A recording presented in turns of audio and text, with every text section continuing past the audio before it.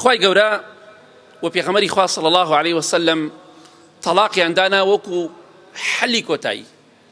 ئاخر حەل ئەوەیە کە ژن و مێرد لە یەک جیا ببنەوە. بۆیە سوورەتی تەلاقمان هەیە بەڵام سوورەتی نیکاحمان نییە.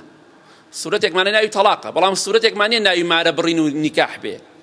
خوای گەورە ئەمەی داناوە لەبەر ئەوەی عالمە زانایە کە ژن و مێردەکان کێشەیان بۆ دروستە بێ لە یەک جیا دەبنەوە.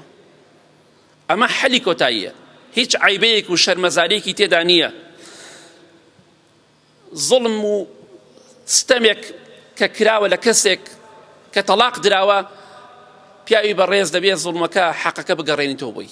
حەقی ئافرەتێکت خواردووە، مارەیەکەیت خواردووە، مافەکەی و خواردووە دەربەدەرت کردووە، ئەگەر لە دنیادا مافەکەی بۆ نەگەڕێنیتەوە لە قیامەت دڵنیا بە بەرپرسیار دەبیت. وەخوای گەورە محاسەبەت دەکات لێپرسینەوە لەگەڵا دەکات.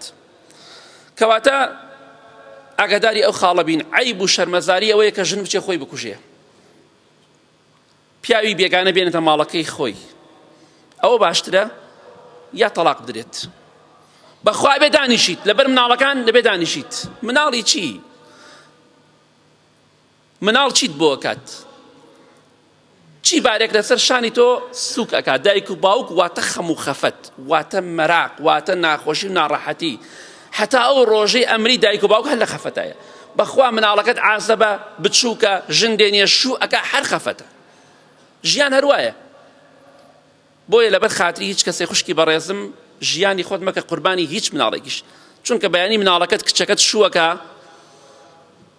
بە پیاوەکەی ئەڵێ بە قوربانم تۆ هەموو کەسی منی، کوڕەکەش بە ژنەکەی تۆ هەموو کەسی منی، کەواتە دایک و باوک تۆ هەمووی ڕۆیشت هاچی کەس مێکەمە قوربانی تۆ تەواو.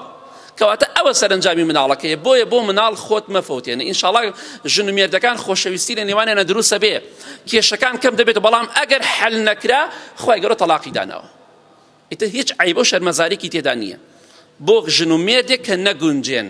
دوای نەڕێن وتێتی لە یەک جیا بنەوە، نە، ئەڵێم ئەگەر نەگونجان تەلاق جیابوونەوە لە خۆکوشتن و زینا باشترە، زۆر زۆر باشتر، چونکە ئەمە حەڵاڵ ئەوانە حرامن. خۆکوشتن حرامە، زینا حرامە.